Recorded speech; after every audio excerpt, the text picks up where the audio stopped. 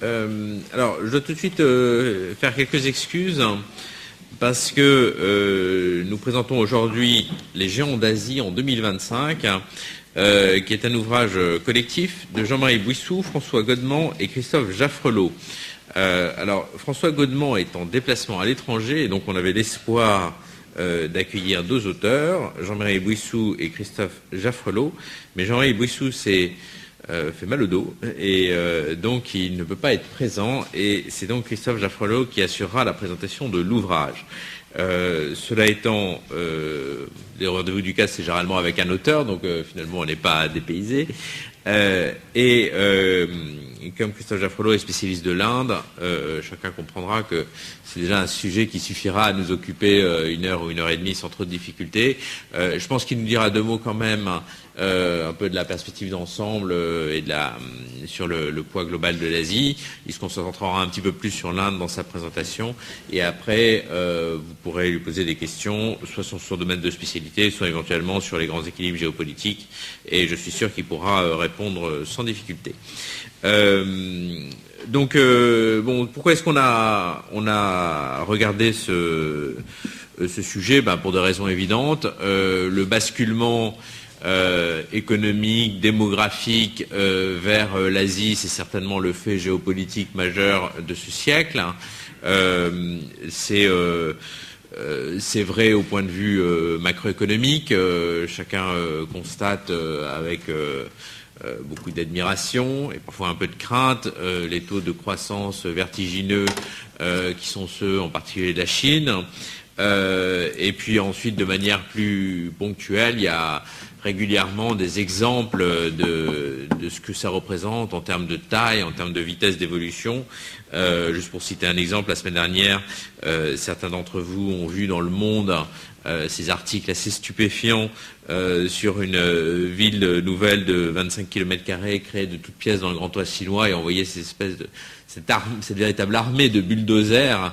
Je trouve que ça illustre assez bien qu'il se passe quelque chose de tectonique avec évidemment il y a eu des pays à forte croissance pendant des durées longues et d'une certaine manière ce qu'est en train de faire la Chine, c'est un peu ce qu'a fait le Japon il y a quelques décennies. C'est pour ça que c'est intéressant de faire cette mise en perspective, mais il n'y a pas vraiment d'exemple dans l'histoire de l'humanité de voir ce type de croissance à cette vitesse pour une masse de population de la taille de la Chine, et c'est ça qui évidemment est assez nouveau et qui fait que c'est pas seulement un pays qui croît, c'est tout l'équilibre géopolitique qui change en même temps.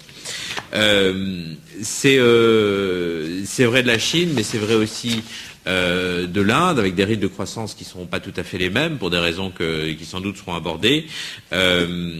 J'ai parlé du Japon, qui évidemment est dans une situation assez différente en termes de croissance, mais qui a connu sa phase de rattrapage très rapide et qui reste un géant économique comme peuvent l'être les 2 autres pays dont nous parlons.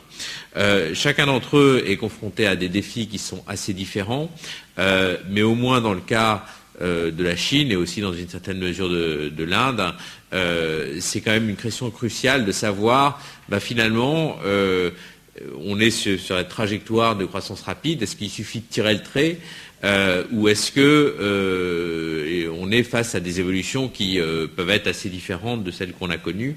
C'est évidemment des questions qui sont cruciales pour pour notre avenir géopolitique, et c'est aussi pour ça que cet ouvrage nous a vraiment intéressé, parce que c'est justement un ouvrage de prospective dans le meilleur sens du terme, c'est-à-dire pas un ouvrage où on se contente de tracer la ligne, mais où on réfléchit de manière assez approfondie, même si l'ouvrage est court et donc accessible, sur qu'est-ce qui peut continuer pareil et qu'est-ce qui doit changer pour qu'on continue justement sur ces trajectoires un petit peu exceptionnelles. Et c'est un point sur lequel on s'est également penché au Centre d'analyse stratégique dans les différents travaux qu'on a fait sur les pays émergents et en particulier les BRIC, Brésil, Russie, Inde et Chine, qu'on groupe parfois comme les 4 grands pays emblématiques des pays émergents, et qui montrent que continuer avec un rythme de croissance très élevé, c'est possible, C'est possible principalement parce que même au rythme où ça va, ces pays sont encore assez loin, évidemment en termes de richesse par habitant, des niveaux qui sont ceux des pays développés, que ce soit l'Europe ou les États-Unis. Donc il reste une marge de manœuvre pour une croissance de rattrapage importante. Mais ce qui est singulier et ce qui est intéressant, c'est qu'en fait, pour continuer aussi vite, il y a beaucoup de choses qui doivent changer dans les institutions, dans la place dans la division internationale du travail, dans les défis qui sont à relever et qui d'ailleurs sont assez différents entre les deux pays. On voit bien que dans la Chine, c'est plutôt la question de savoir comment est-ce qu'ils vont gérer ou non la démocratisation, et à l'inverse, dans l'Inde, qui est une grande démocratie, mais qui institutionnellement ne fonctionne pas toujours très bien, comment est-ce qu'on peut gérer un pays qui est en permanence déchiré entre des communautés, entre une situation très différente selon les zones, et qui, de manière générale, aujourd'hui en tout cas, a pas réussi à accrocher le rythme de la croissance très rapide comme a su le faire la Chine, notamment pour des raisons institutionnelles. C'est d'ailleurs une question fascinante de se demander, jusqu'ici on a l'impression que la Chine justement a réussi à avoir une certaine stabilité des institutions, une certaine focalisation sur les moteurs de la croissance qui a fait qu'elle a réussi plutôt mieux en termes de croissance que l'Inde. Mais est-ce qu'à moyen terme, c'est pas la Chine qui a les facteurs de fragilité les plus grands parce que justement on ne sait pas comment pourra se faire cette transition vers un monde plus ouvert, et on voit bien que ça ne pourra pas rester comme ça indéfiniment. C'est vraiment des questions fascinantes et ça fait partie des points qui sont abordés dans cet ouvrage, même si je ne suis pas sûr qu'on aura toutes les réponses ce soir, mais en tout cas on aura certainement une aide à réfléchir à ces différentes questions. Voilà, il y a aussi la question de la démographie qui est une question fascinante, qui là aussi, quand on oppose l'une à l'autre, le fait que la Chine ait maîtrisé sa démographie, ça a certainement été l'un des facteurs, un facteur de croissance dans le sens où ça a permis d'avoir un capital par habitant qui était plus concentré que dans des pays à la démocratie forte, si on compare à l'Inde ou à fortiori à certains pays africains. Mais toujours pareil, est-ce que c'est pas en train de se retourner? Est-ce que c'est pas en train de devenir un danger? La Chine est un pays qui vieillit très vite. Dont on dit parfois qu'elle, par rapport à nos pays développés, elle va vieillir avant de devenir riche, avec tous les problèmes que ça pose, notamment pour les dispositifs de protection sociale. Et par rapport à l'image qu'on a d'un pays où tout le monde travaille beaucoup, en réalité c'est un pays où les gens partent à la retraite assez tôt. Donc il y a vraiment un problème majeur de vieillissement de la population. Et derrière le vieillissement, tous les enjeux qu'on connaît nous dans nos pays développés, quid de la capacité d'un pays vieillissant à rester un pays innovant, un pays dynamique. C'est aussi des questions qui sont majeures. L'Inde étant évidemment dans une situation un peu inverse, avec une démographie beaucoup plus dynamique.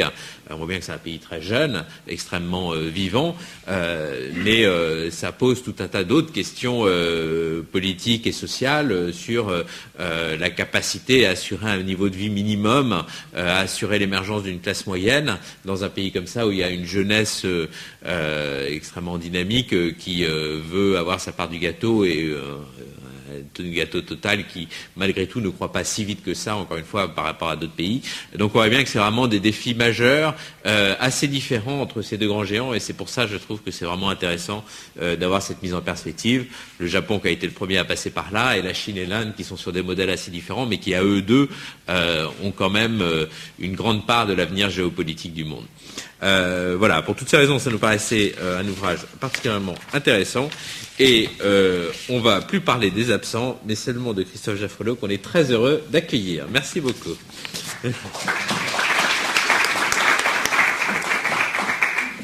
Merci à vous. Merci d'avoir ainsi mis le livre en situation et en scène.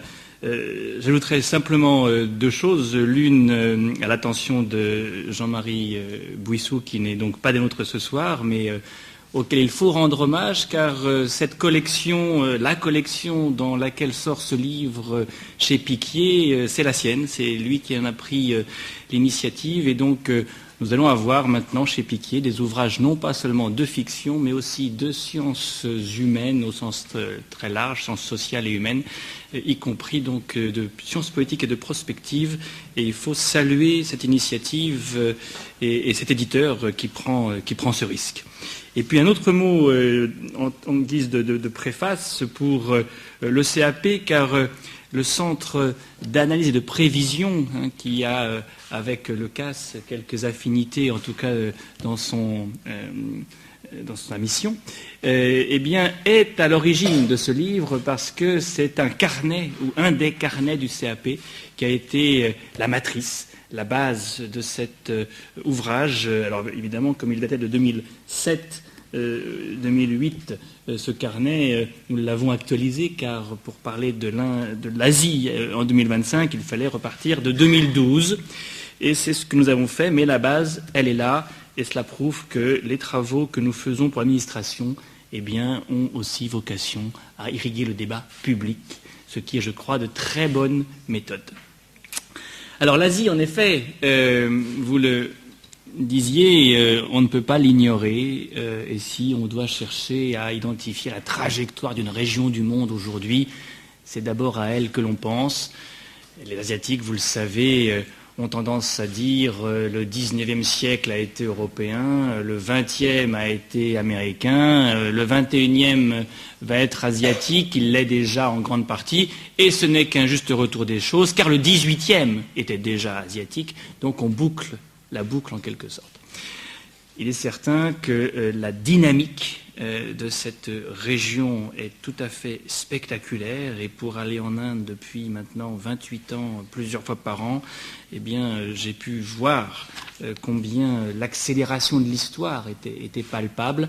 Il y a certainement il y avait beaucoup plus de choses en commun entre l'Inde de 1998-99 et l'Inde de 84 lorsque j'ai commencé à aller, et l'Inde de 2005 ou 2006 et l'Inde de 98-99. Là, on a changé en quelque sorte de braquet. Alors, pour explorer cette trajectoire indienne sur le mode prospectif, je vais procéder en trois temps qui nous laisseront celui de la discussion. Un temps économique, car c'est tout de même de là que vient le changement, un temps politique et social, et puis un temps géopolitique qui nous ramènera à l'Asie en général, même si c'est tout de même de l'Inde principalement que je parlerai là encore. Plan économique, c'est Goldman Sachs qui a le premier, en inventant d'ailleurs la notion de BRIC, prédit un avenir radieux pour ces pays. Les rapports des années 90 ou les notions, et surtout des années 2002-2003 sont les premiers où on voit arriver cette idée que le monde de 2025 serait un monde dominé par les pays émergents, y compris l'Inde, puisque, d'après Goldman Sachs, la troisième économie en 2025, ce sera l'Inde, derrière, dans cet ordre, la Chine et les États-Unis. Pourquoi, si on suit ces prospectivistes? Parce que la part de l'industrie et des services va mécaniquement augmenter et forcément cela fera des gains de productivité. Deuxièmement, l'insertion dans l'économie mondiale va s'approfondir et l'Inde devrait en tirer profit. Troisièmement, le secteur financier, tellement embryonnaire aujourd'hui, on pourra en reparler, pratiquement public à 100%, c'est un autre de ces problèmes, va forcément s'améliorer. Quatrièmement, les services informatiques, que pour l'instant l'Inde vante à l'étranger, finiront bien par être aussi utilisés par ses propres entreprises, et là aussi il y aura un gain quasiment mécanique. Et puis cinquièmement, si on croit la checklist ou la shopping list de Goldman Sachs, les infrastructures ne peuvent pas aller moins bien et leur densification ne pourra que contribuer à la croissance. Là, on ne peut pas leur donner tort. Il y a un autre point que d'autres prospectivistes mettent en avant, c'est la variable investissement-épargne, ou le couple plutôt épargne-investissement, il est certain que l'Inde a un taux d'épargne qui est déjà assez confortable, mais qui est appelé à continuer à croître. On envisage que probablement elle va passer le cap des 40% durablement en taux d'épargne, ce qui est tout de même très précieux, parce que cela contribue bien sûr à l'investissement. L'épargne étant appelée à continuer à croître pour des raisons d'abord sociales et économiques. Il n'y a pas de pension de retraite pour 90% des Indiens. Il faut donc assurer ses arrières. Et il n'y a pas non plus de sécurité sociale pour le même pourcentage d'Indiens, même raisonnement qui conduit à la même pratique. C'est aussi lié, cet aspect des choses, à ce qu'on appelle le dividende démographique. Et là, je dirais, c'est une 7e variable que l'on peut considérer comme un facteur de croissance. Il est certain que l'Inde, à la différence de la Chine, va avoir une population jeune encore longtemps et un dividende démographique positif encore longtemps. Ce que l'on appelle dividende démographique, c'est le rapport des 15-64 ans à la population totale. Et ce rapport, il va continuer à être positif. Il sera d'environ 67% encore en 2025, avec une pyramide des âges qui commencera à se resserrer à sa base et à s'élargir à son sommet, mais qui reste très évasée. On a en Inde une population d'une jeunesse tout à fait atypique pour les pays d'Asie, surtout d'Asie orientale d'ailleurs, et c'est un atout. C'est un atout notamment parce que les actifs épargnent davantage que les enfants, bien sûr, et les seniors pour sûr. Alors là, néanmoins, on arrive à un paramètre qui est réversible. Et je dirais, contrairement à l'idée qu'on entend souvent en Inde, suivant laquelle « sky is the limit », et suivant laquelle, effectivement, on prolongerait les traits, et du coup, tout cela ne serait que linéaire, je pense qu'au contraire, ce tableau très optimiste, il faut le qualifier, et je vais passer en revue toutes les variables qui sont ou bien réversibles, c'est le cas de la démographie, ou bien encore en forme de défi, et c'était ce que j'avais déjà prévu lorsque j'ai écrit ce texte en 2011 pour la première fois. On voit aujourd'hui un essoufflement de la croissance qui est précisément le reflet du poids de ces variables que je vais maintenant passer en revue pour tempérer l'optimisme généralement affiché, notamment en Inde. La démographie, c'est la première des variables que l'on peut voir sous un jour beaucoup moins favorable. C'est par ailleurs la science la plus prédictive. On peut se tromper à 10 millions près, 20 millions près, mais vu les masses en cause, ça ne change pas la conclusion. Et donc on peut à coup sûr dire que l'Inde sera la première population mondiale à l'horizon 2040-2045 et qu'à ce moment-là, elle aura une population d'environ 1,5 milliard d'habitants. Elle va atteindre le 1,3 milliard d'habitants dès la décennie prochaine. La croissance continue, c'est ce que le recensement de 2011 nous a montré contre pas mal d'attentes. L'Inde continue à prendre environ 18 millions d'habitants par an. Donc vous ajoutez une Australie tous les ans, c'est quand même quelque chose qu'il faut gérer. Ça veut dire notamment qu'on va avoir, d'ici à 2025, qui est notre horizon ici, 250 millions de personnes en plus, si on fait 2005-2025 et non pas 2012-2025, à intégrer au marché du travail. Ça peut très bien se passer si on forme ces nouveaux arrivants sur le marché du travail. Et là, il y a un premier défi majeur pour l'Inde. Elle a un système éducatif en perdition, un système d'éducation publique sous-financé, avec des enseignants abonnés absents dans les salles de classe, avec des salles de classe qui souvent ne ressemblent pas du tout à des salles de classe. Il suffit d'aller voir un village et il y a quand même encore 73% des habitants qui vivent à la campagne pour s'en rendre compte.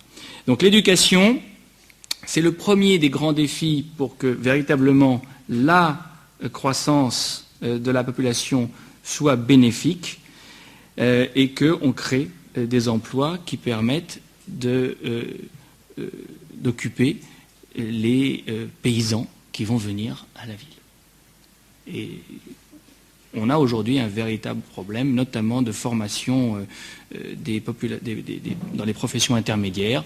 On a des élites très qualifiées, mais tous les investisseurs étrangers vous le diront, quand on arrive à l'échelon du dessous, eh bien on a un problème de formation. Donc la croissance démographique, elle ne peut véritablement aider la croissance que si elle s'accompagne d'un effort de formation.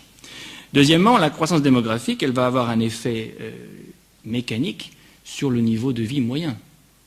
C'est-à-dire que vous allez avoir un revenu par habitant qui va être divisé d'autant, et les prospectivistes le disent maintenant, je pense avec de bonnes raisons, en 2025, le PIB par habitant de la Chine sera en dollars constants sur la base de 2000 de 5 700 $ en Chine, à quelque chose près, il ne sera que de 2000 $ en Inde.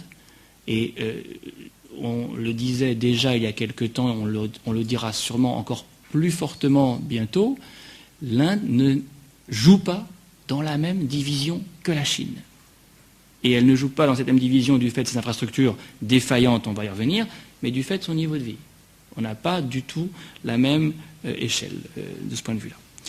Et puis troisièmement, et il ne faut surtout pas l'oublier, la croissance démographique pose un défi pour la sécurité alimentaire de ce pays. La sécurité alimentaire n'est pas aussi assurée qu'on veut bien le dire. Et c'est le deuxième point que j'aimerais aborder après la démographie, c'est le secteur agricole. On voit le pays et on montre le pays, c'est, je dirais, la force du soft power à l'indienne, sous ses jours les plus modernes, c'est Bangalore, c'est le Haïti, c'est les médicaments génériques, la capacité de la force de frappe de l'Inde en la matière. C'est un pays rural. C'est un pays rural à 70% environ. C'est un pays de paysans, qu'on le veuille ou non, et l'Inde voudrait bien que ça ne soit pas le cas, en tout cas ces élites, qui tournent le dos à ce secteur, mais qui le tournent à leur propre risque. La Commission au plan vient de faire passer un document disant que la sécurité alimentaire ne serait assurée que à la condition d'une croissance du produit agricole qui soit de 4 à 4,5% par an. On est à 2 sur la dernière décennie. On a une stagnation de la production agricole, qui d'ailleurs se traduit par des véritables carences et de la malnutrition. Du coup, un indice de développement humain qui est parfois calamiteux, notamment dans les populations aborigènes, mais pas seulement. Et on le voit, ça va être à l'origine évidemment d'un exode rural, mais aussi d'un renchérissement des produits alimentaires. Il y a une inflation alimentaire des biens de consommation qui est très très importante. Et puis troisièmement, des importations alimentaires quand on n'aura plus suffisamment de produits à distribuer. Là, il y a un défi, il y a un péril. On le sait, la solution, elle tient d'abord à des efforts d'irrigation, car c'est un régime de mousson. Et quand on a de la pluie qu'une fois par an, il faut pouvoir garder l'eau pour la redistribuer ensuite. Mais ça veut dire une chose, des investissements publics, car ce ne sont pas les firmes privées qui vont faire les canaux d'irrigation ni les barrages. Et donc là, on paye très cher un désinvestissement de la part de l'État d'un secteur d'infrastructure rurale qui est aujourd'hui redevenu prioritaire. Ça nous amène d'ailleurs aux infrastructures, qui sont le point noir du pays. Bien sûr, il y a des infrastructures qui marchent très bien. On le sait, tout ce qui est, je dirais, téléphonie mobile et tout ce qui passe d'ailleurs par les airs en général, par les réseaux en général, ne pose aucun problème en Inde. Et Dieu sait si le téléphone portable a fait un tabac en Inde. Hein. C'est le pays où il s'en vend le plus. Et d'ailleurs, lorsque les enumerators du recensement de 2011, le dernier jour, comme il se doit, tous les 10 ans, ça prend un mois, et le dernier jour, quand on fait le recensement, on vient enquêter sur ceux qui n'ont pas de toit. Ils n'ont pas de toit, mais ils ont un téléphone portable. C'est le signe de l'importance qu'a pris cet outil qui permet beaucoup de choses, mais notamment de garder le contact avec la famille quand on est immigré sans aucun moyen à la ville. Donc là, les choses sont modernes. Et il y a de nombreux opérateurs qui d'ailleurs aujourd'hui investissent, notamment en Afrique, avec beaucoup de succès. Mais il y a tous les autres réseaux, les réseaux routiers, les réseaux ferroviaires, où des investissements sont en cours, mais au lieu de construire les 20 km de route que l'on voulait construire, que l'on devait construire, d'après le plan, par jour, on est plutôt sur du 2 km par jour. Et donc, le programme autoroutier est loin d'être bouclé. Et ce qu'on appelle le Golden Quadrilateral, qui va rejoindre Delhi à Bombay, à Madras, à Calcutta et à Delhi, eh bien, il n'est pas encore terminé. La situation est encore pire dans le domaine ferroviaire. Là, il y a une énorme épée de Damoclès qui pèse. Il y a une obsolescence du réseau ferré qui pèse très lourdement sur la croissance indienne et qui pèse notamment sur l'acheminement des biens de consommation vers les marchés et vers les ports, d'où ils sont aussi très péniblement exportés. Les ports indiens n'ont pas la capacité de la plupart des ports d'Asie. Last but not least, un déficit énergétique dont la panne gigantesque de l'été 2012 a été une sorte de révélateur en forme de confirmation. Vous vous en souvenez peut-être, 400 millions de personnes privées d'électricité pendant 72 heures parce que le système est tout à fait à bout de souffle, faute évidemment de ressources énergétiques. L'Inde n'a pas de pétrole, elle n'a pas beaucoup de gaz, même si elle vient d'en trouver. Et elle a peut utiliser son hydroélectricité. Il y a un déficit structurel de 13-14% de courant électrique par an en moyenne, et on le voit en cas de pénurie aiguë lorsque les barrages sont au plus bas. Ceci ne peut que peser sur la croissance, et on ne voit pas comment cela pourrait être réglé à l'horizon 2025. Ce sont des investissements qui sont beaucoup trop massifs, beaucoup trop importants, pour que le temps qui passe très vite soit facilement rattrapé. D'autant plus que, je dirais, la décision politique est paralysée en la matière. Je parlais d'électricité. Poursuivre d'un peu près la négociation sur les EPR en Inde, on le voit, avant de franchir le pas et d'investir massivement dans un domaine comme celui-ci, le gouvernement indien s'y reprend à des dizaines de fois, et finalement les investissements dans ce domaine restent assez faibles, ce qui d'ailleurs oblige les firmes privées à se doter de leur propre centrale thermique pour faire tourner leurs usines, car si elles n'ont pas la centrale thermique, elles ne peuvent pas faire tourner leur propre production. Ça, c'est la première série, je dirais, d'hypothèques qui d'ailleurs explique en bonne part, surtout la question des transports et de l'électricité et de l'énergie, le fléchissement du taux de croissance. On peut quand même penser que si l'Inde a décroché de 7 à 5%, c'est en bonne partie du fait de sa dépendance vis-à-vis des marchés extérieurs, dont européens, qui sont en chute libre, mais c'est aussi parce qu'elle n'a pas levé ses hypothèques et qu'il y a là des goulets d'étranglement qui sont structurels et qu'il fera beaucoup de temps à surmonter. Tant que la croissance était tirée par les services et que l'on pouvait se dispenser de voies de communication pour l'industrie, on pouvait s'en sortir. Dès lors qu'il faut que l'industrie prenne le relais, l'Inde est pénalisée par l'obsolescence, la médiocrité de son secteur d'infrastructure, notamment de transport. Si on se tourne maintenant vers les questions politiques et sociales, et qu'on cherche à voir à quoi peut ressembler l'Inde de 2025. Il y a des fondamentaux, là aussi, peu susceptible de rupture. L'Inde est une démocratie. Et effectivement, à la différence de la Chine, elle n'a pas à faire un grand écart entre d'un côté du libéralisme économique et de l'autre côté de l'autoritarisme politique. C'est en face. Là, les planètes sont alignées et on a une forme de libéralisme économique et une forme de libéralisme politique qui sont ensemble, qui vont ensemble. Ce que l'Inde va néanmoins devoir gérer, c'est le creusement des écarts sociaux, géographiques. On voit avec la croissance qui s'est accélérée dans les années 2000, on a eu 7% en moyenne sur 2000-2010, et bien cela a favorisé la croissance aussi des écarts sociaux. Tous les pays émergents qui connaissent une forte croissance voient ceux qui ont un capital en profiter et ceux qui n'en ont pas rester à la traîne. Et quand je dis capital, c'est un capital financier, c'est un capital intellectuel, c'est un capital foncier.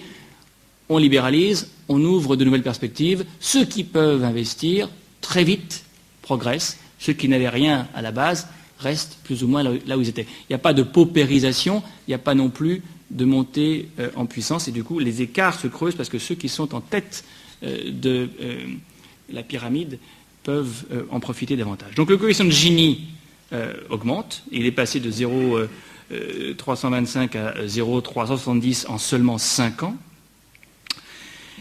La pauvreté de masse reste considérable. Imaginez qu'en 2010, on avait la moitié des foyers indiens, donc environ 400 millions de personnes qui vivaient avec 1 350 € par an. Ça veut dire que si on prend les chiffres de la Banque mondiale, eh bien nous avons environ 400 millions de personnes sous le seuil de pauvreté, et il faut prendre les chiffres de la Banque mondiale parce que les chiffres de la Commission au plan sont effectivement calés sur un autre critère. Par contre, alors le nombre de millionnaires en dollars a explosé littéralement. En 2 ans, entre 2008 et 2010, il est passé de 84 000 à 153 000. Il y a 153 000 millionnaires en dollars en Inde aujourd'hui. Et il y a plus de milliardaires, d'ailleurs, maintenant en Inde qu'au Japon. Bon, ça c'est une première coupure sociale. Il y a une deuxième coupure géographique qui est plus préoccupante, car en fait il y a 2 Indes. Il y a une Inde qui s'en sort bien, c'est celle du sud et de l'ouest. On regarde le cône sud, Tamil Nadu, Kerala, Andhra Pradesh, Karnataka, Maharashtra, Gujarat. On aurait une carte très plus facile, mais enfin vous pouvez vous faire une idée. Le sud et l'ouest, là on est sur des bons taux de croissance et de développement. Et puis vous regardez le nord, tout ce qui est dans ce qu'on appelle la Hindi Belt, la zone qui parle hindi, Bihar, Jharkhand, Chhattisgarh, Madhya Pradesh, Uttar Pradesh, Rajasthan étant mieux loti, mais quand même, là on a pratiquement une situation qui n'a pas changé. Donc, tout comme, je dirais, la Chine avait ce clivage, ce problème entre sa façade maritime et son grand ouest, l'Inde a vu ces écarts se creuser au plan géographique, mais autant du côté chinois, on a fait la politique du Grand Ouest et qu'on a investi massivement, avec des armées de bulldozers, en effet, autant du côté indien, on s'en est remis à ce qu'on appelle la trickle-down theory. La trickle-down theory, c'est l'idée de capillarité. Il y a un moment où Bombay va devenir tellement cher que l'entrepreneur privé ira investir là où la main-d'œuvre est restée très peu chère parce qu'il n'y a pas d'activité. Et où le mètre carré, d'ailleurs, le prix du mètre carré est devenu une variable décisive en Inde. Donc, capillarité. Le problème, c'est que pour que l'entrepreneur aille au Bihar ou au Chhattisgarh, il faut des routes. Il ne va pas investir s'il n'a pas les moyens de faire ramener son produit vers un port ou une gare. Donc les écarts se sont creusés et mettront sans doute beaucoup de temps avant de se résorber. Et puis il y a un troisième clivage, qui est le clivage ville-campagne, dont j'ai déjà parlé et donc je n'y reviens pas. Mais on était dans les années 80 sur une réduction de la pauvreté rurale, et là on est maintenant sur une augmentation de la pauvreté rurale, et en tout cas l'écart se creuse à nouveau. Ça, c'est Des tendances socio-économiques et géographiques qui plaident pour un retour à des formes d'intervention et d'aménagement du territoire. Il y a un autre défi qui est, je dirais, la traduction politique de cela. Ceci se traduit politiquement par deux phénomènes tout à fait nouveaux. La classe moyenne urbaine est animée par une forme d'antiparlementarisme d'un genre nouveau, pour de bonnes raisons quand c'est la corruption qui est en cause. Et on a vu récemment, c'est tout à fait nouveau, des manifestations de représentants de la classe moyenne. L'an dernier sur des affaires de corruption financière, et cette année, enfin ça dépend comment est-ce qu'on prend l'année d'ailleurs, mais à partir de décembre, suite au viol de New Delhi dont vous avez forcément entendu parler, des manifestations qui cette fois, toujours venant de la classe moyenne, ont pour objectif ou pour objet la loi et l'ordre. Mais une classe moyenne qui s'en prend à l'État en disant « il ne fait pas son travail et s'il ne le fait pas, c'est parce qu'il y a une classe politique derrière qui n'est pas à la hauteur ». Et donc, en toile de fond, il y a une demande de réforme du système partisan, politique et partisan, avec un rejet des formes actuelles de gouvernance, au nom d'ailleurs d'un mode plus managérial de gestion de la politique et de l'État. C'est une tension nouvelle, parce que ça se traduit effectivement par une remise en cause du système. Et puis à l'autre extrémité, vous avez des manifestations tout à fait nouvelles aussi, à travers une guérilla maoïste dont peu de personnes connaissent même l'existence, mais qui se traduit dans la zone la plus pauvre que j'ai déjà citée, Bihar, Jharkhand, Chhattisgarh, par la concentration de 50 000 guérilleros au peu s'en faut, suivant à la lettre le petit livre rouge du grand timonier pour faire tomber les villes en encerclant les centres urbains. C'est une guérilla qui est la traduction politique des écarts et géographiques et sociaux que j'ai mentionnés déjà, et qui s'est traduit d'ailleurs il n'y a pas si longtemps par un nombre de victimes supérieur à ce qu'on constate au Cachemire où la guérilla continue aussi. Ça a amené le Premier ministre indien Manmohan Singh à dire qu'il y avait là la première source d'instabilité intérieure ou d'insécurité intérieure. Donc là, vous voyez comment les questions socio-économiques trouvent des traductions politiques qu'il va falloir désamorcer. Il y a une dernière menace dans cet ordre de grandeur qui concerne la relation des musulmans à la République indienne. L'avenir, là, est marqué du sceau d'un grand point d'interrogation. L'Inde est un grand pays musulman par sa population, 170 millions de musulmans. Ça fait de l'Inde le deuxième pays musulman après l'Indonésie, à égalité avec le Pakistan. Et c'est un pays où les musulmans sont dans une situation de plus en plus précaire, du fait de formes de ségrégation, de discrimination. Dans les années 70, il n'y avait pratiquement pas d'émeutes. Depuis les années 80, on voit le retour de ce genre de violence. Et pour ne donner qu'un chiffre, entre 90 et 93, 7800 émeutes ont fait 5500 morts, principalement musulmans. Et en 2002, un pogrom au Gujarat a fait entre 1000 et 2000 morts. Bon, ça se traduit par... Ça a quoi comme conséquence? Ça a d'abord comme conséquence une forme de ghettoisation de la minorité musulmane, et puis ça fait aussi que toute une jeunesse prête une oreille plus conciliante à des mots d'ordre djihadistes venant d'ailleurs des groupes islamistes basés au Pakistan. J'y reviendrai. Le Pakistan est sans doute dans l'équation indienne la variable la plus imprévisible. Et il y a peu de pays émergents qui aient un voisin aussi turbulent. Dans les BRICS, il n'y en a pas. Donc c'est un point aussi à garder en tête. Alors, ceci dit, ces menaces, ou plutôt ces risques, ces hypothèques, ne doivent pas remettre en cause la résilience démocratique. Et je pense que en 2025, l'Inde sera toujours un État de droit démocratique, ayant à résister à des pressions liées aux inégalités, tant socio-économiques que géographiques et intercommunautaires. Mais on peut penser qu'elle aura trouvé aussi des parades. Elle a déjà fait preuve de beaucoup d'imagination en la matière. La discrimination positive est quand même une réussite indienne considérable. Imaginez la façon dont les intouchables, qui étaient la lie de la société il y a seulement 20, 30, 40 ans, sont maintenant représentés au sommet de l'État. Et des partis politiques les représentent et les aident à monter en ligne peu à peu. Deuxièmement, il y a un état de droit absolument indéniable. La Cour suprême de l'Inde a certainement beaucoup plus de pouvoir que la plupart des institutions du même genre dans nos démocraties occidentales. L'indépendance de la justice est une réalité bien plus affirmée en Inde que dans bien des pays appartenant à nos latitudes. Ce n'est pas toujours difficile, vous me direz.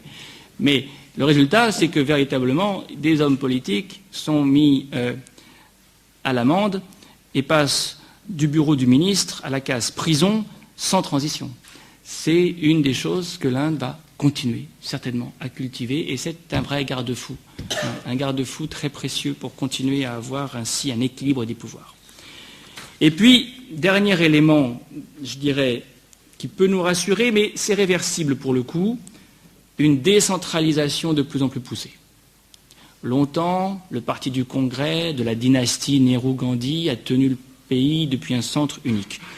Aujourd'hui, c'est le fédéralisme échevelé qui se traduit par une décentralisation absolument sans précédent. Les États se font concurrence, les États ont leur politique étrangère, les États sont véritablement les unités de compte de l'Union indienne.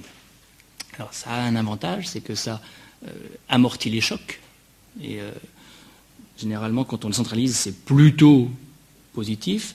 Ça a un inconvénient, c'est que maintenant, pour gouverner, eh bien, tous les gouvernements, tous les premiers ministres de New Delhi doivent compter sur 12, 13, 14 partis, qui sont des partis régionaux. Quand il faut satisfaire autant de monde dans des opérations de négociation qui relèvent du bargaining, on a parfois des éléments de paralysie. Et on ne peut pas dire que le gouvernement actuel ne soit pas paralysé. Il est aujourd'hui largement paralysé, et notamment de ce fait.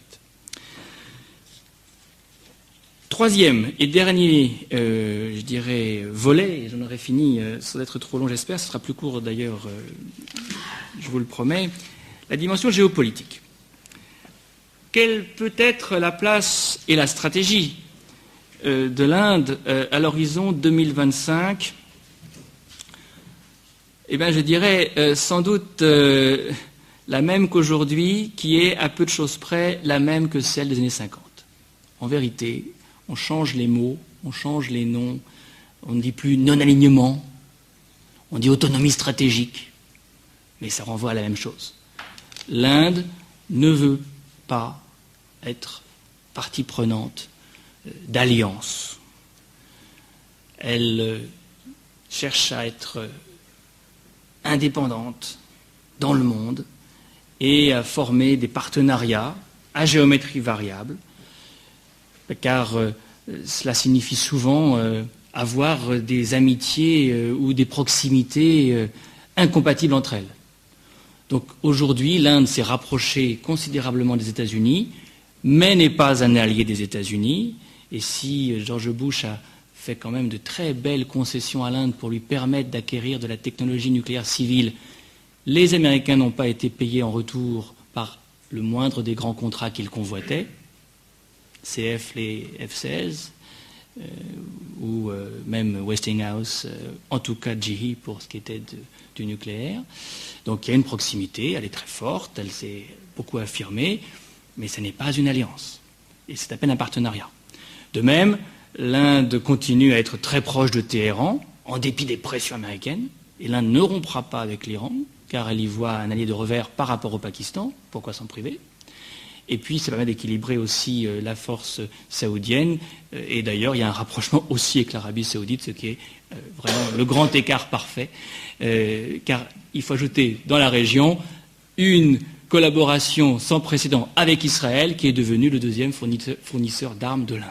Quand vous avez ce rapprochement entre trois pays qui ne peuvent pas se parler en bilatéral, plus un rapprochement avec les États-Unis, vous êtes exactement dans l'équation indienne, qui est d'être proche, mais jamais allié d'un maximum de partenaires. Alors, ceci dit, si on en revient à la région, c'est de là que les périls peuvent venir tout de même. L'Inde est dans une zone qu'elle aimerait bien plus calme. C'est un peu comme le Japon qui aimerait bien tirer l'archipel un peu plus loin à l'est, plutôt que de l'avoir là où il est. On ne peut pas changer la géographie, elle est imposée. Bon, l'Inde est dans une zone on ne peut plus troubler. Il y a le voisin pakistanais qui lui a fait des misères à plusieurs reprises. Souvenez-vous, les attentats de Bombay en 2008.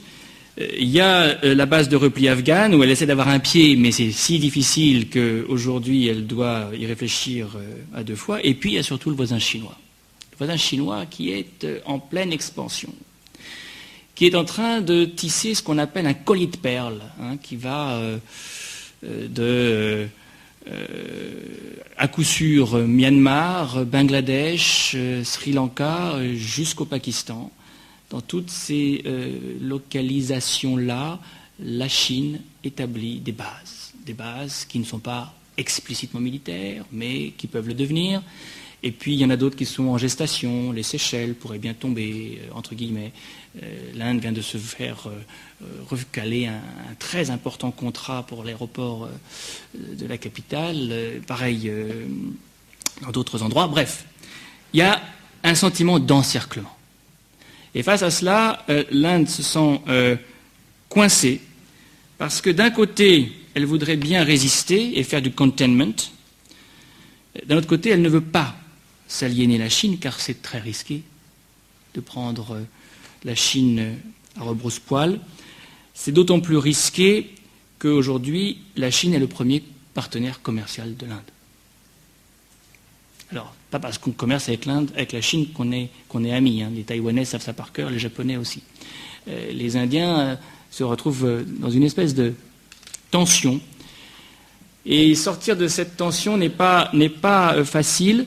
On peut penser, si on fait un pronostic, c'est un peu notre objectif aujourd'hui, si on fait un scénario à l'horizon 2025, que la solution qu'elle va trouver consistera à se faire des amis face à la Chine dont elle ne se sera pas faite un ennemi pour autant. J'explique, c'est-à-dire que face à ce collier de perles, il y a une espèce de contre-collier de perles en quelque sorte qui prend forme. Les Japonais, surtout avec Abe aujourd'hui, les Australiens, les Singapouriens, les Iraniens, les Vietnamiens vont venir en quelque sorte en renfort, ou en tout cas on va essayer de s'adosser à eux, s'appuyer sur eux pour faire du containment, un containment d'un genre nouveau. Et probablement que c'est ainsi que vont passer les années à venir, car ces pays n'ont aucun intérêt à en venir aux mains avant d'être riches. La croissance, c'est la priorité. Une guerre serait pire que tout dans le contexte de rattrapage économique actuel. Simplement, une fois que cela sera considéré comme acquis, et si donc on reste rationnel jusque-là, il est tout à fait probable que la tension entre l'Inde et la Chine sera l'une des tensions dominantes, l'une des grandes zones de tension du XXIe siècle finissant. Et là, on passe l'horizon 2025. Mais en termes géopolitiques, on peut évidemment penser que c'est là que les risques sont les plus prononcés. Et d'ailleurs, pas étonnant que ce soit là que l'on vende le plus d'armes. Et vous l'avez vu, l'Inde a été le premier acheteur d'armes sur le marché international l'an dernier. 20 milliards de dollars, c'est aussi parce qu'elle en fabrique pas beaucoup des armes. Enfin, celles qu'elle fabrique ne sont pas très très bonnes, donc il faut bien qu'elle les achète quelque part. Mais c'est aussi parce qu'il y a un sentiment d'insécurité à terme qui vise principalement la Chine. Alors ce chapitre, comme les autres dans ce livre, se termine par des scénarios. Je ne vais pas vous les asséner, surtout pas ceux qui sont les moins probables, parce que ce serait un petit peu du temps perdu et il faut en garder pour les questions. Mais le scénario le plus probable Il s'articule autour de 4 hypothèses que je vous livre pour terminer. Une croissance économique qui se poursuit à un rythme annuel d'environ 6%, on y est quasiment, et ce sera certainement la vitesse de croisière, sauf accident, ou divine surprise liée à un choc réformateur, mais ça on pourra en reparler, on l'attend encore. Une croissance, deuxièmement, qui va creuser tous les écarts sociaux, les écarts régionaux, les écarts culturels, les écarts communautaires. Et ça mettra à coup sûr, la démocratie indienne sous pression, mais elle résistera. On voit mal comment elle s'effondrerait, en tout cas à l'horizon 2025. Et puis, ça c'est la dimension extérieure, une montée en puissance, ça je ne l'ai pas évoqué, militaire, enfin je l'ai évoqué d'un mot à la fin, qui lui vaudra une véritable reconnaissance internationale dans un environnement régional particulièrement orageux, sachant que justement, on ne peut pas faire de prospective aussi bien vis-à-vis de l'Inde que vis-à-vis d'autres pays émergents à cause du voisin pakistanais, qui est celui véritablement dont on ne peut pas décrire la trajectoire à venir à l'horizon 2025 à coup sûr. Et si on devait refaire l'exercice, je dirais qu'il faudrait se consacrer précisément à un pays comme celui-ci, car on ne s'y intéresse pas assez à mes yeux. S'il y a un fauteur de trouble potentiel, pas que pour la région d'ailleurs, dans le monde d'aujourd'hui, c'est la puissance nucléaire qu'est devenue le Pakistan et qui est en fait probablement plus inquiétante que la Corée du Nord, même si là aussi les choses ne sont pas extraordinairement rassurantes. Voilà, je m'en tiens là. Merci beaucoup.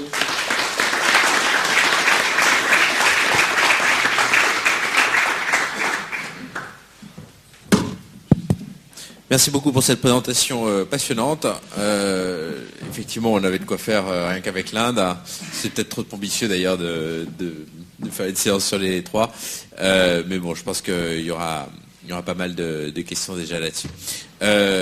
Merci encore. Je suis obligé de vous quitter, mais je passe le micro à Julien qui va animer la séance des questions-réponses. Merci.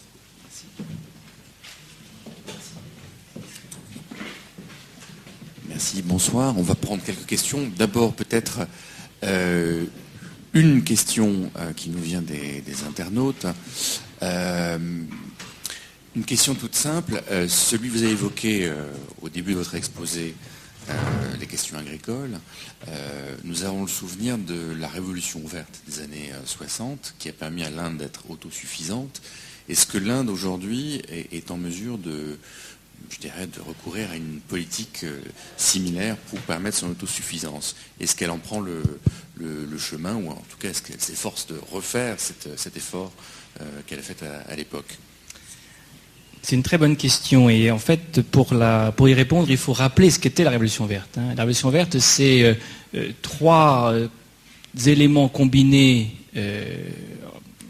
et ça ne marche pas si vous en retirez un: de l'irrigation, des engrais et des semences qui résistent davantage aux intempéries, notamment des blés à tiges courtes. On peut sans doute réitérer ce genre d'opération,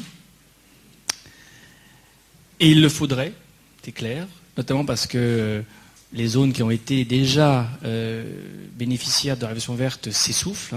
C'était très localisé. La Révolution verte, c'est le Pendjab, l'ouest de l'Uttar Pradesh, l'Haryana, et puis les deltas en quelque sorte. C'était pas plus étendu que ça.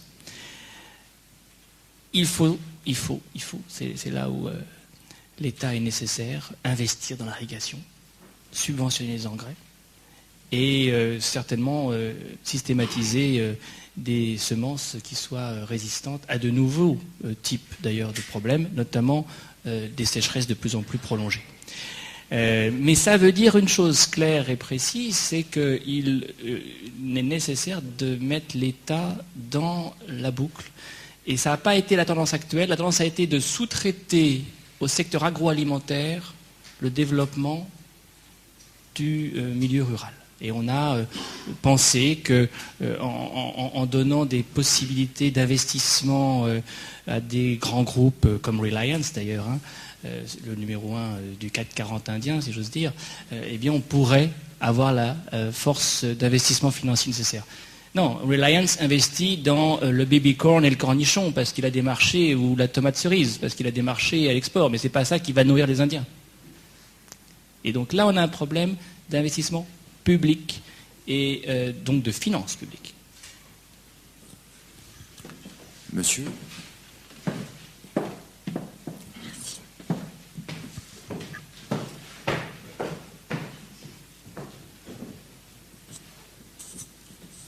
Bonsoir, James Koudao, donc économiste. Je voudrais savoir, lorsque le coefficient de Gini progresse dans une population, quelles sont donc les mesures économiques, politiques à prendre pour éviter le creusement des écarts sociaux?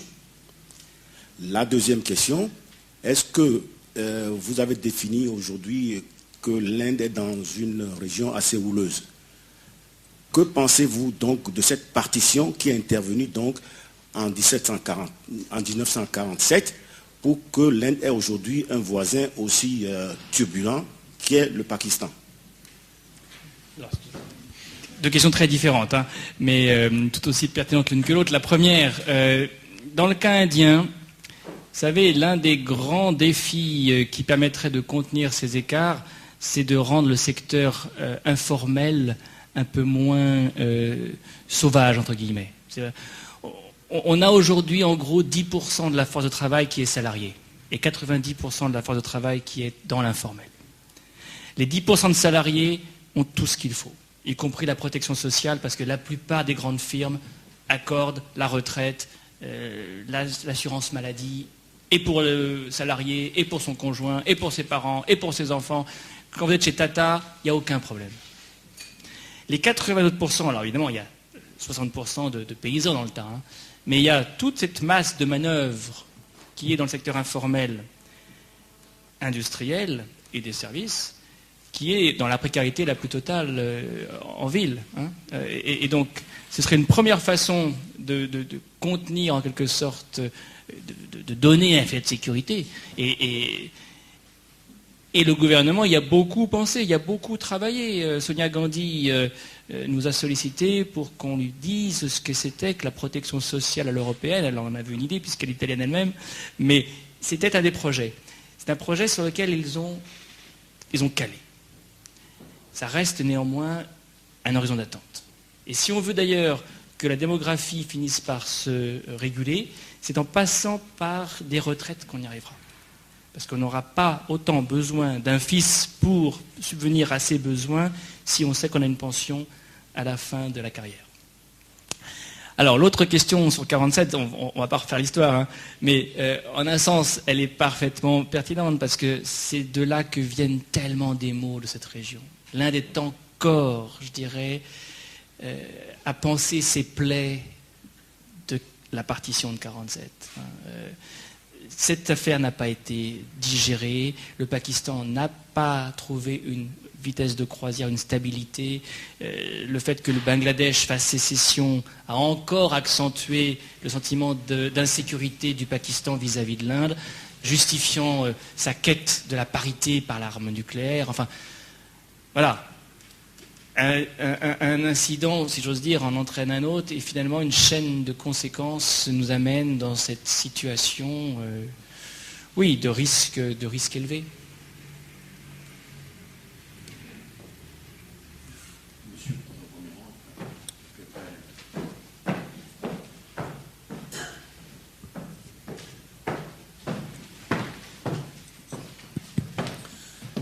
Bonjour, Dominique Chauvin, prospectiviste. L'innovation est au cœur de la croissance, comme on le sait bien, mais l'innovation en Inde est un peu particulière. Et on le découvre récemment à peine, je dirais, nos sociétés en général basées de certitude découvrent un peu cette innovation qui s'appelle la frugale innovation ou l'hybride innovation. qui sont des innovations finalement qui permettent de développer des choses à partir de rien ou quasiment. Du coup, ma question est très simple. Par rapport à tous ces verrous que vous avez évoqués au début, est-ce que l'Inde n'a pas une force particulière liée à sa capacité d'open innovation ? La propriété intellectuelle en Inde, c'est un concept qu'ils ignorent un petit peu. Ils considèrent que si l'innovation existe, elle appartient au client et pas du tout à l'inventeur. L'inventeur n'a pratiquement aucun droit dès lors que ça peut servir au client. Et du coup, c'est une force considérable. Et je terminerai par le problème de l'éducation que vous évoquiez, où là, on a un développement de l'éducation à partir de satellites, à partir de plateformes, tout ce que nos écoles de management commencent à enseigner aujourd'hui, ça existe en Inde et ça se développe à l'échelle d'un continent. Je voulais avoir votre sentiment là-dessus. Effectivement, l'Inde a su inventer, et avec d'ailleurs le microcrédit importé du Bangladesh, des formes d'innovation, oui, qu'on peut dire frugales. Et alors, ça rejoint d'ailleurs une sorte de bienveillance des élites vis-à-vis des masses qui ont toujours eu cette capacité à inventer aussi pour les pauvres. Hein.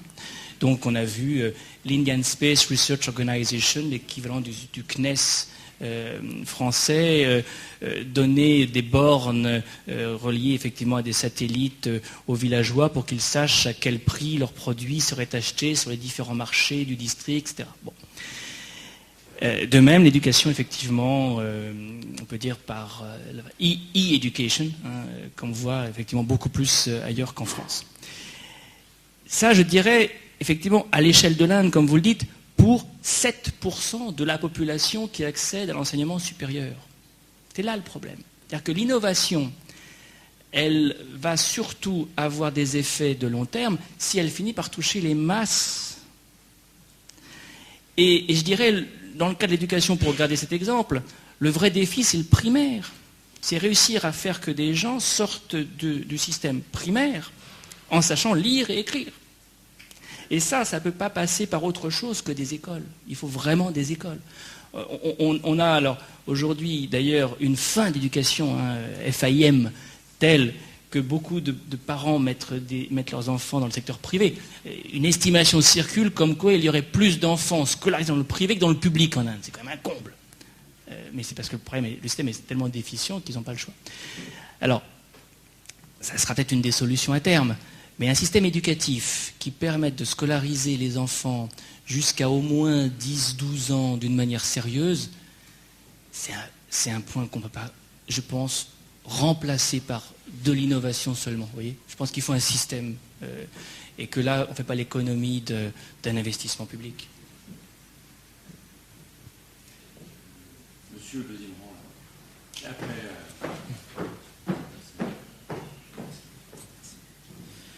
oui, j'aurais une double question. En fait, la première est relativement simple. En gros, c'est connaître l'état des relations entre l'Inde et le Bangladesh, pour commencer. Et ensuite, on parlait tout à l'heure de sécurité alimentaire. Il me semble que l'Inde s'est lancée, comme beaucoup de ses voisins, dans l'accaparement de terres agricoles en Afrique. Donc, j'ai envie de savoir comment l'Inde gère cette contradiction entre, d'un côté, ne pas développer son agriculture et aller faire l'agriculture, du coup, autre part, notamment en Afrique. Alors, l'Inde et le Bangladesh, c'est très sinusoïdal en fait, parce que l'Inde a aidé les Bengalis à obtenir leur indépendance. Donc ils ont été, après 1971, des sauveurs, des bienfaiteurs, des héros, et Indira Gandhi a été adulée par les Bangladais pendant très longtemps. Et puis, je dirais, c'est en partie lié au caractère un peu condescendant à ce comportement un peu de Big Brother que l'Inde a avec ses voisins. Les relations se sont détériorées, notamment à cause du partage des eaux. Il y a une chose que ces pays ont en commun, c'est les fleuves. Et ça vaut pour l'Inde et le Pakistan, l'Indus, et ça vaut pour l'Inde et le Bangladesh, le Gange et le Brahmapoutre. Et Dieu sait si l'eau c'est important pour le Bangladesh. Ou bien parce qu'il y en a trop, ou bien parce qu'il n'y en a pas assez. Et la régulation des fleuves, l'Inde a eu tendance à la faire suivant ses besoins, sans trop se préoccuper de ce qu'étaient les besoins du pays en aval. Donc ça a beaucoup contrarié les relations, et en fait il faut attendre 96, 97 pour avoir enfin un accord pour la régulation des eaux. À ce problème s'en est ensuite ajouté un deuxième qui est lié à l'islamisme. C'est-à-dire qu'on considère que l'essentiel des groupes djihadistes qui frappent en Inde sont basés au Pakistan, mais qu'une partie d'entre eux vient aussi de Bangladesh. Et ça a été une pomme de discorde parce que les Bengalis considèrent que non, ils y sont pour rien, tandis que les Indiens leur demandent des comptes en disant nous avons des noms, nous avons des indices. Et donc ça, c'est un autre problème, sachant que l'islamisation de Bangladesh n'a pas pris les proportions de ce qu'elle a pris au Pakistan, mais elle est réelle. Elle est réelle. D'ailleurs, Sheikh Hasina, quand elle est revenue au pouvoir, n'a pas réussi à entièrement rétablir le sécularisme, ce qu'on appelle le sécularisme dans la région, qui est en fait l'égalité des communautés religieuses sur la scène publique. Et ça, c'est quelque chose qui envenime aussi un peu les relations. Mais bon, rien à voir avec l'état des relations avec le Pakistan, où là, bon, on se parle, mais on ne fait que ça. Sur le deuxième point m'échappe. Ah oui, effectivement, alors ça c'est vrai de l'Inde comme de la Chine, hein, vous avez des achats de terres agricoles, alors en Afrique, mais pas seulement d'ailleurs, à Madagascar par exemple, on n'est pas loin. C'est une façon de tourner d'abord un problème intérieur. L'accès à la terre est très compliqué aujourd'hui. Il est très compliqué du fait des droits de propriété, du fait de la croissance des villes, du fait du développement des industries. C'est-à-dire que les terres agricoles se raréfient. Et quand elles ne sont pas rares, il faut, ou plutôt quand il y en a, il faut les irriguer, sans quoi elles ne valent pas grand-chose. D'où la tentation d'aller chercher des terres de qualité ailleurs, où on n'a pas à s'embarrasser d'acquisition et d'irrigation. Et puis, troisièmement, c'est souvent des entreprises privées qui font ces investissements. Et ils ne les font pas forcément pour nourrir les Indiens. Ils ne les font pas nécessairement pour faire de la culture vivrière à destination d'un marché qui n'est pas solvable, qui n'est pas très lucratif. Donc on n'est peut-être pas dans de la contradiction, on est peut-être dans de la continuité de ce point de vue-là. Je crois qu'il y avait une question dans l'autre salle d'abord. Patrick Février, ministère de l'écologie. Vos scénarios prennent-ils en compte des hypothèses d'impact du réchauffement climatique sur le niveau des fleuves, l'intensité de la mousson, la production agricole, l'élévation éventuelle des eaux marines dans le golfe du Bengale, par exemple? Tout à fait. Et j'ai sauté la section qui s'appelle le péril écologique parce que ça aurait été trop long. Mais vous avez raison, on ne devrait pas considérer que c'est subalterne. Non, il y a là effectivement une montée des périls. Alors qui concerne d'abord le stress hydrique. Hein. On est dans une zone où la baisse des nappes phréatiques est quand même très alarmant. C'est d'ailleurs un des problèmes de la révolution verte dans certaines zones où on a atteint un tel niveau de pompage des nappes qu'on ne pourra plus irriguer autant.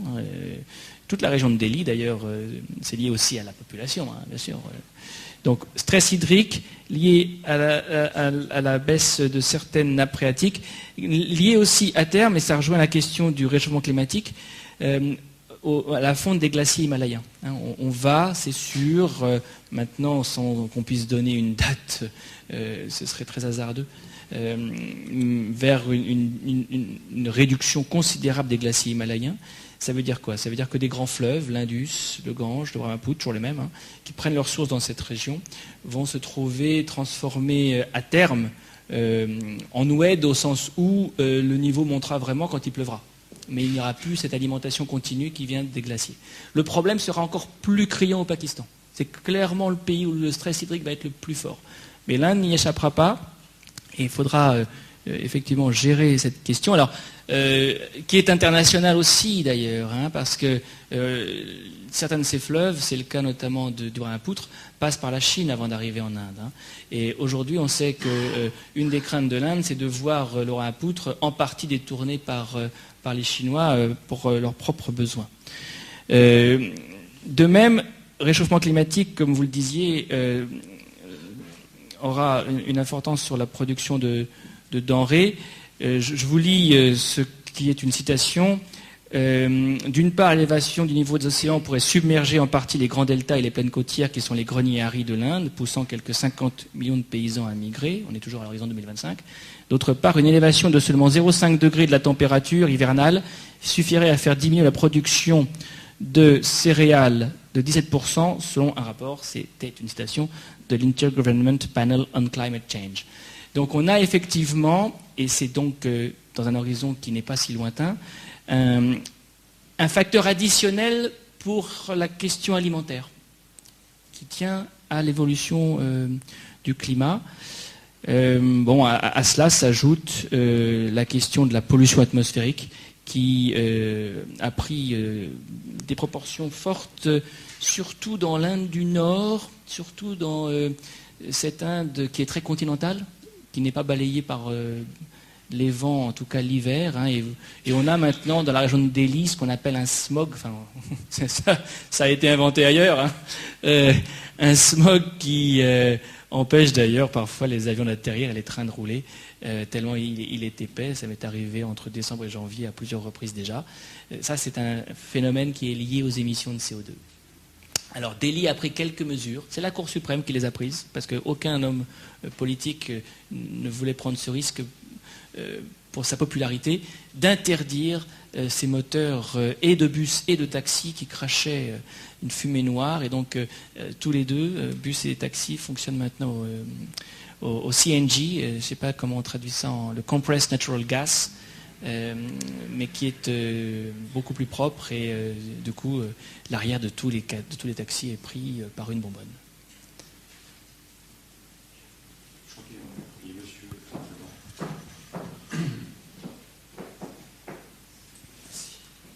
Daniel Haute-Bazin, Défense. Oui. Donc, quand on regarde la Chine, en fait, sa stratégie pour l'acquisition de minerais rares, de minerais particuliers, d'énergie, et particulièrement en Afrique, on n'a pas l'impression que l'Inde ait de stratégie particulière ou une soft stratégie. Alors, existe-t-elle? Ou sinon, finalement, ce manque d'énergie, de stratégie, ne va-t-elle pas être un frein naturel, je dirais, à la croissance de l'Inde?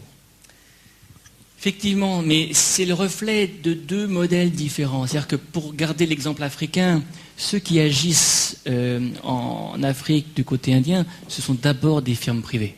C'est-à-dire que vous allez avoir une présence maintenant très dense, y compris sur la côte ouest de l'Afrique, des Tata, des Mahindra, et puis des opérateurs de téléphonie.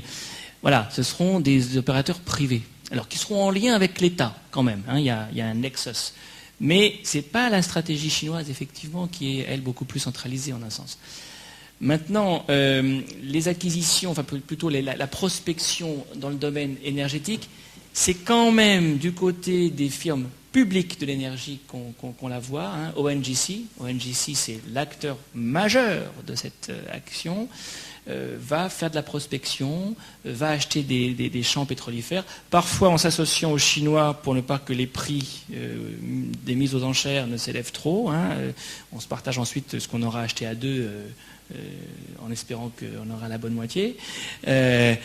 Mais voilà, c'est un peu comme ça qu'il fonctionne, avec aussi un souci de garder de bonnes relations avec les pays du Golfe. Et c'est quand même une des raisons de la relation avec l'Iran aujourd'hui. 11% du pétrole indien vient d'Iran. Il y en a autant qui vient d'Arabie Saoudite. Donc si l'Inde aujourd'hui est la plus neutre possible dans les affaires de printemps arabe, c'est aussi pour ces raisons. Et elle s'abstient avec une belle régularité dès que la question arrive au Conseil de sécurité quand elle y siège.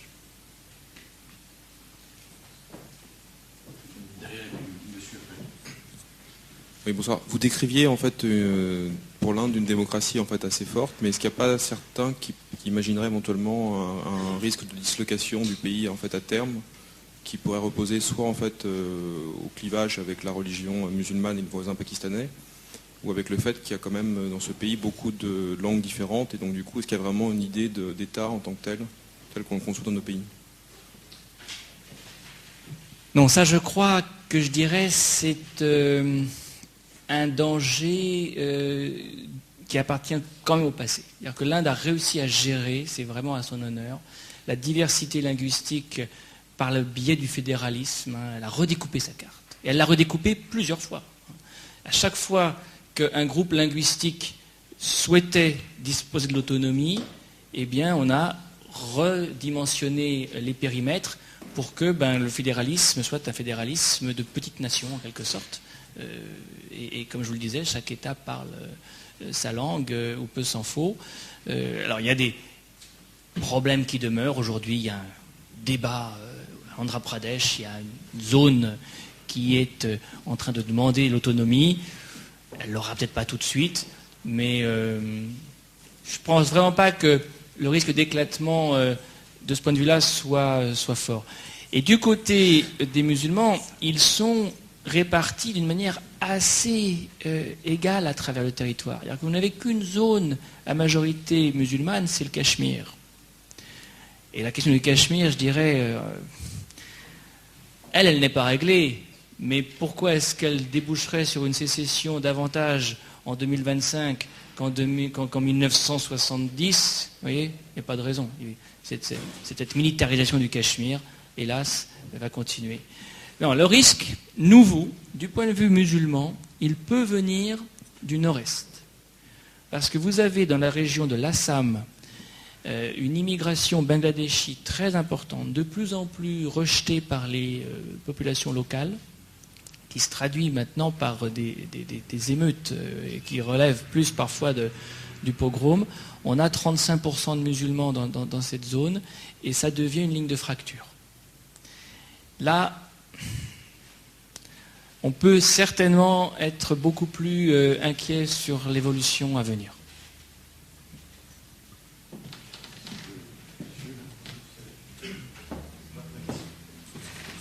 Ma question était à peu près la même, mais simplement je maintiens un point que je voulais vous poser. Quel est le ciment ? Vous nous avez rappelé que ce pays est destiné à terme à être le premier par la démographie, disons 1,5 milliard d'habitants, c'est énorme. On voit des petits pays tout près de nous qui ont de la peine où les communautés ont de la peine à vivre ensemble.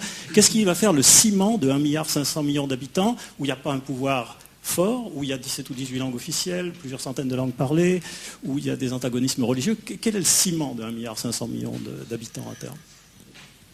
Alors parfois, être plus nombreux aide à diluer l'adversité. Donc c'est pas forcément un handicap. Et il faudrait d'ailleurs regarder du côté de la Belgique si le côté microscopique n'est pas un facteur d'irritant. Non, le ciment, si vous voulez, à travers l'histoire, il a été civilisationnel. L'Inde n'a jamais été un État centralisé. Jamais. Aussi loin qu'on remonte. C'est-à-dire que on a des phases d'unification impériale, mais qui sont très brèves, qui ne durent jamais plus d'un siècle ou deux sur 2 millénaires, enfin aussi loin qu'on a de l'histoire. Donc on en a un peu avant Jésus-Christ, un peu après Jésus-Christ, après on a les Moghols au XVIe, XVIIIe, et puis c'est les Britanniques, et tout de suite on est fédéral. Tout de suite, il faut. C'est la seule solution. Et c'est pour ça que ça tient. Précisément parce qu'il n'y a pas de centralisation. Quand il y a eu des crispations centralisatrices, souvenez-vous, Indira Gandhi, les années 70-80, ça a été pire que tout. Le problème sikh, le problème du Pendjab, est une création d'Indira Gandhi, littéralement. Parce qu'elle a voulu, justement, ôter l'autonomie à ceux qui y étaient le plus attachés. Aujourd'hui, en décentralisant, on permet au contraire une cohabitation plus facile. Et ce qui fait l'unité, c'est ça, c'est une civilisation, c'est une société, c'est sociétal, ni culturel ni politique. Et par exemple, une des choses que on conjugue à travers l'Inde de la même façon, c'est la caste. On va tous suivre les mêmes interdits, les mêmes règles de commensalité, les mêmes règles de mariage, d'union. On aura les mêmes codes. Donc, vous avez une civilisation. Alors, ce qui est vrai, c'est que longtemps, cette civilisation, elle a été indo-musulmane, qu'on peut dire qu'aujourd'hui c'est du passé et que le grand risque il est là. Il est dans une forme de montée des nationalismes hindous et musulmans. Là oui, il peut y avoir une espèce de rupture. Mais bon, ça va prendre probablement beaucoup de temps avant d'atteindre les villages parce que c'est une affaire urbaine, cette histoire.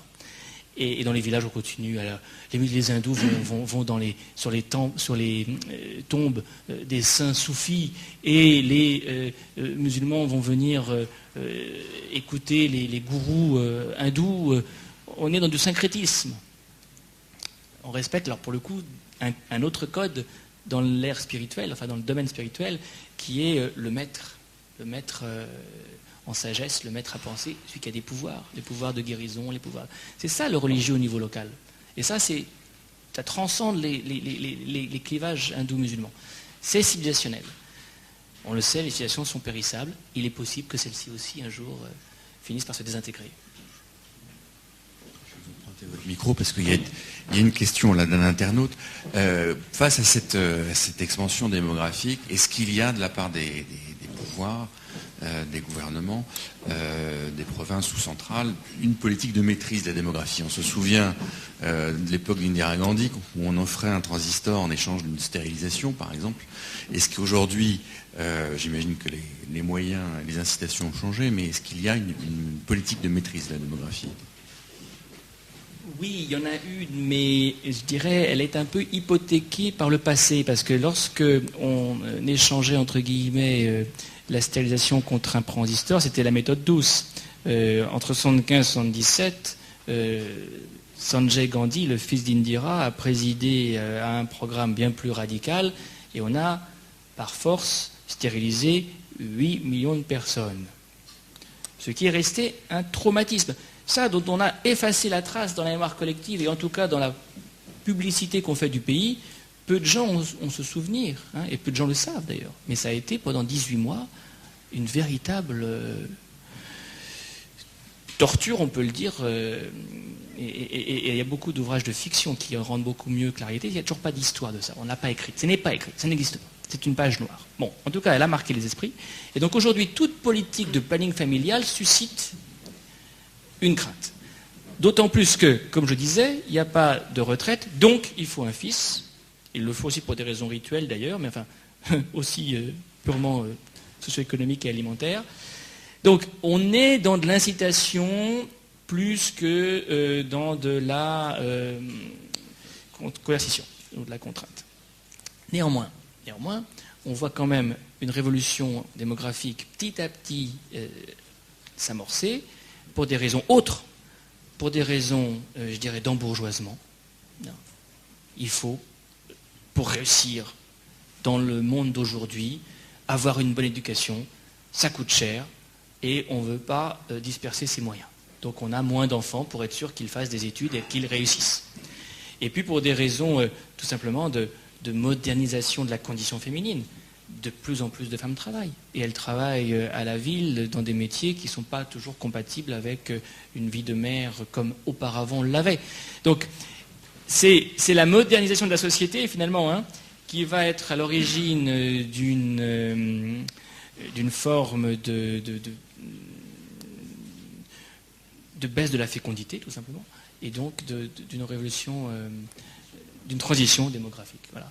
Alors ça prend très longtemps parce que l'inertie est énorme. Quand vous avez ne serait-ce que 1,8% le taux d'accroissement naturel, vous avez 18 millions.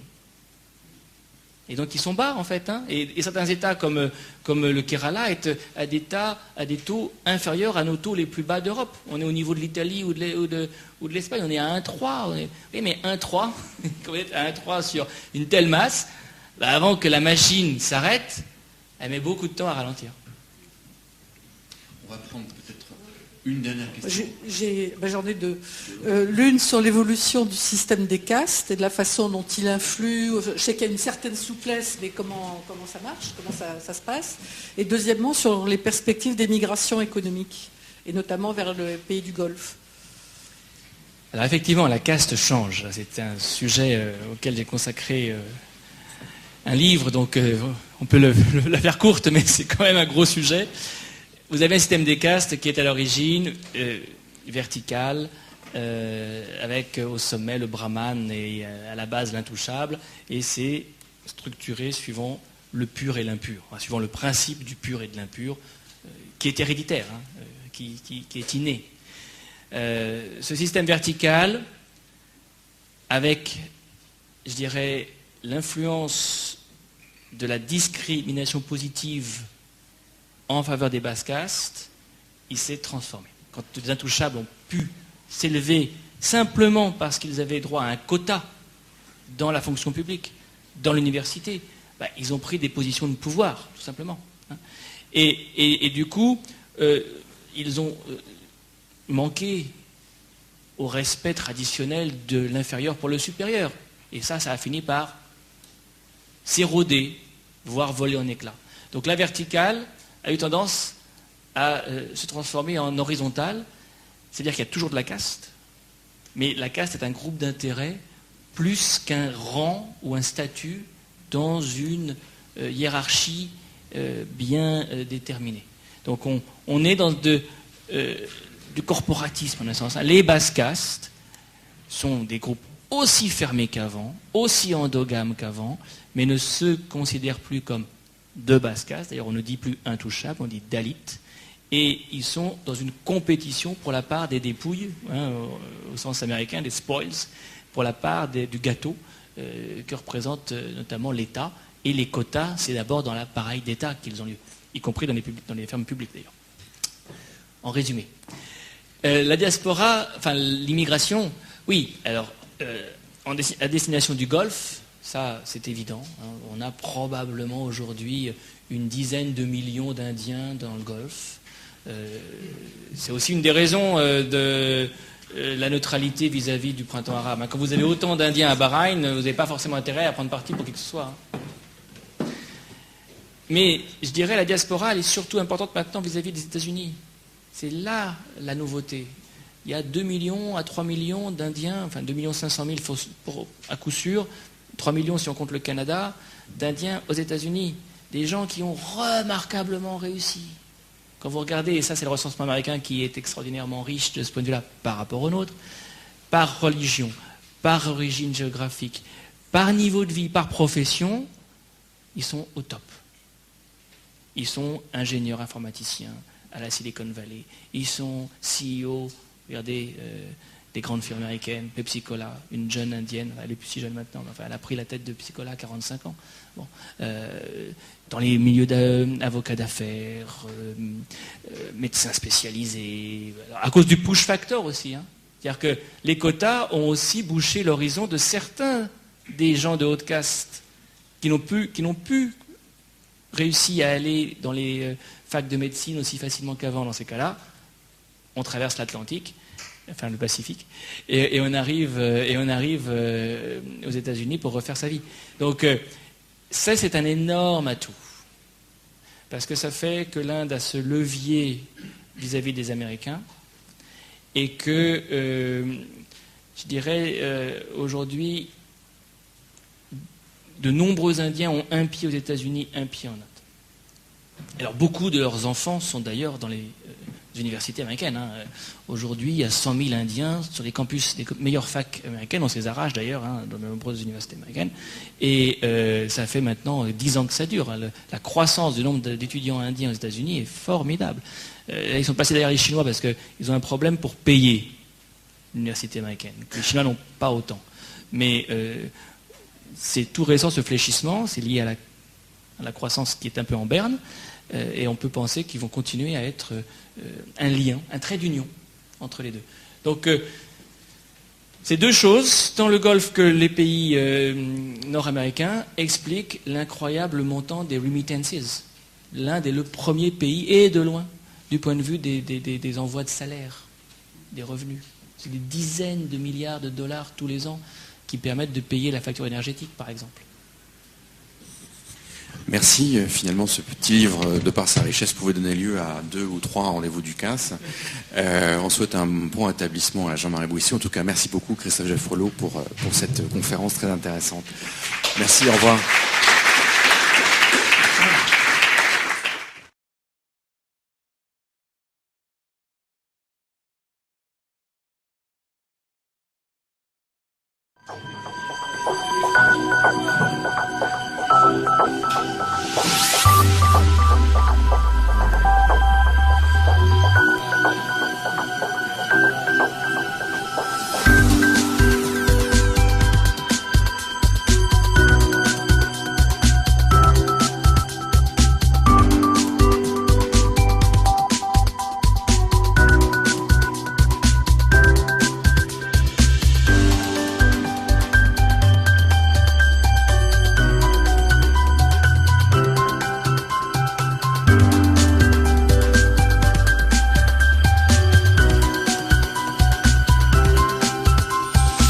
Thank you.